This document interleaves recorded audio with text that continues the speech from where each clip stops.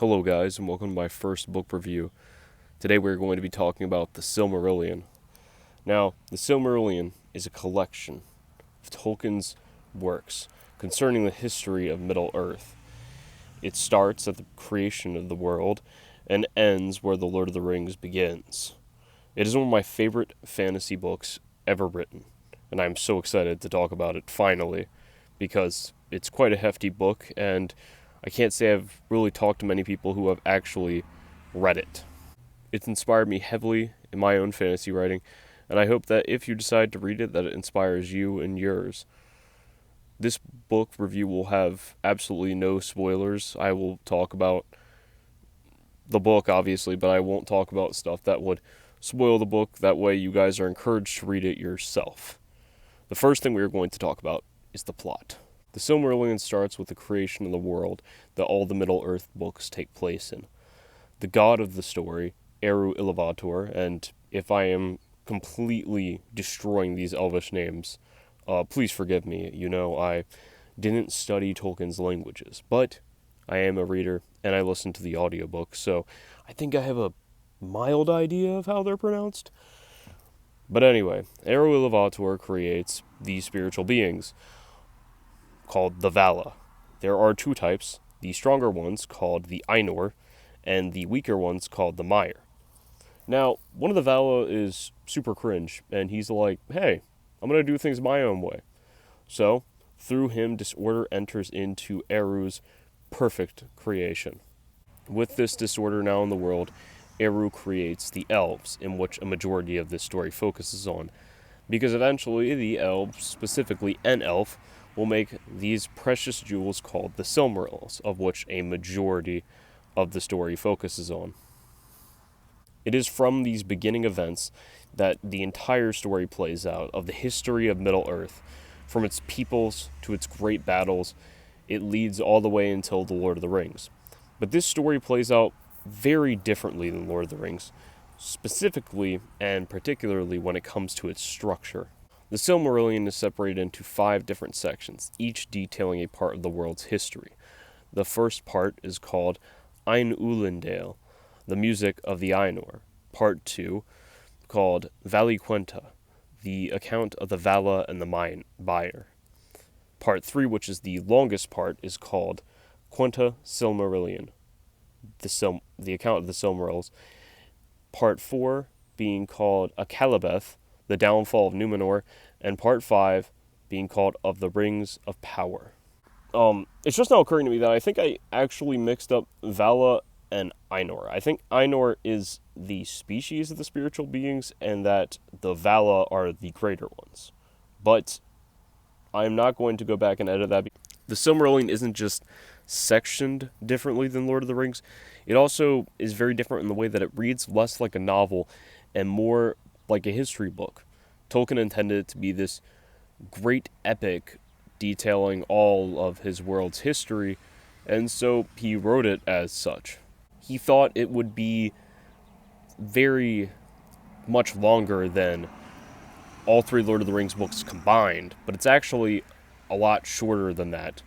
But despite how short it is, it actually, in my opinion, as someone who's read both of them, feels longer, but that's mostly due to the difficult words and dense parts of the story. This long scene sequences is where majority people lose interest in this book. Whether it be the long, dense sequences, complex word usage, or scenes that aren't really action-packed, a lot of people don't really want that. But if you are someone who loves complex writing or scenes that aren't a battle, then I think you'll probably love this book, because all of this beside, this book is insanely well written. I mean, the complexity of it is just tremendous. It's almost unbelievable when you're reading it. All things that you might not like about the book, in my opinion, are far outweighed by the brilliance in word usage and the absolute impeccable grammar. All that is far outweighed by the beauty that Tolkien paints in every scene. One of my favorite things about the Silmarillion are the themes. There is a heavy theme of holding grudges in this book, as there is elves constantly being in drama with one another, sometimes even with the dwarves. And it is through these grudges that their bitterness brings ruin to their lives and the lives of others. It's really interesting how Tolkien shows how hatred towards others can destroy one's own life. It's kind of funny how that works, you know? You're mad at somebody else for something they did to you, but in being mad about it, you're actually ruining your own life. And another theme is rescue, in which when the world gets so bad, Eru or his Vala step in to stop this evil that is occurring, to stop Morgoth. Whether that be by sending in eagles as rescue or by the Vala confronting Morgoth themselves, Eru always has a plan to rescue his people. In reading the Silmarillion, there's a lot of things that you will probably notice that you have seen in The Hobbit or The Lord of the Rings, if you have read them. This book is filled with things from the origin of the Ents to the origin of the orcs. Whether it be men, elves, dwarves, Gondor, or Mordor, Tolkien introduces us to all kinds of stories that we've never even heard of, and the origin of these races, places, and things. And if you're wondering where the stone giants came from, though, get in line, because Tolkien never told us where they came from. But if you are a Middle-earth enjoyer and you want to know, hey, where did all this stuff come from? I recommend reading the Silmarillion, because Tolkien kind of explains almost everything, honestly. And reading this gives a lot of context to everything that's happening in the background of The Hobbit and Lord of the Rings, the history, the how did we get here type of stuff. Of all the Middle-earth stories Tolkien wrote, the Silmarillion is by far the oldest. It was all the way back in 1917, when Tolkien was in World War I and in a military hospital with trench fever, that he first penned down the first draft, well, not exactly draft of the Silmarillion, but a story called the Book of Lost Tales, which many stories in it would eventually be adapted to and become parts of the Silmarillion. It wasn't until 1925 that the actual first draft of the Silmarillion was starting to be written, even before The Hobbit, which Tolkien hadn't even started writing until 1930.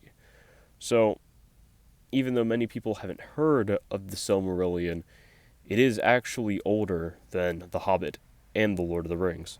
The Hobbit was actually originally not intended to be in the same world as the Silmarillion, but Tolkien's love for his great epic seeped into his writing of The Hobbit, and the two stories became the same. After The Hobbit was successful, people, his publishers and fans included, were begging, squabbling, desiring a sequel to this book. And when one finally did come out, Tolkien amassed so much money and fame that he had a lot less time on his hands to write his epic. With multiple copies of the book being unfinished, various clutterings and multiple chapters and different versions of those chapters of the Silmarillion, the book was still not finished even after all that time. And sadly, Tolkien died before he published the book. However, hope was not lost.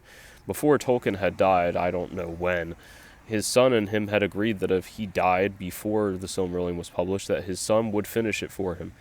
And since there was so much written material, his son really didn't have to do much but edit it and put it all together, in which he did. In 1977, the Silmarillion was finally published, almost 50 years, actually no, over 50 years, since Tolkien had started writing it.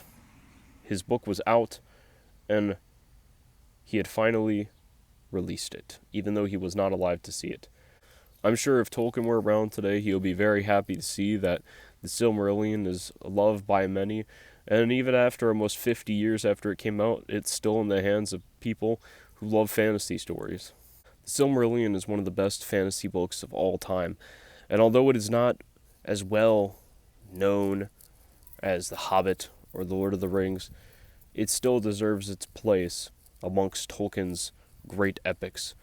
I would put it 100% front and center on a bookshelf that everyone could see. I love this book. It is inspiring, a work of art, and most importantly, it is fun to read. If you are interested in this book, I recommend buying it or checking out at your local library. If you have trouble reading complex words, you could listen to the audiobook. I loved it. It was very easy to listen to and enjoyable. And if you want to see more of my book reviews, check out my videos when I post them. This is my first one, so I don't have any up as of the date of this video. But if you guys have any recommendations for books that you want me to review, make sure to comment them down below, and I'll see you guys in the next video. Keep reading, my friends, and I hope that you check out The Silmarillion.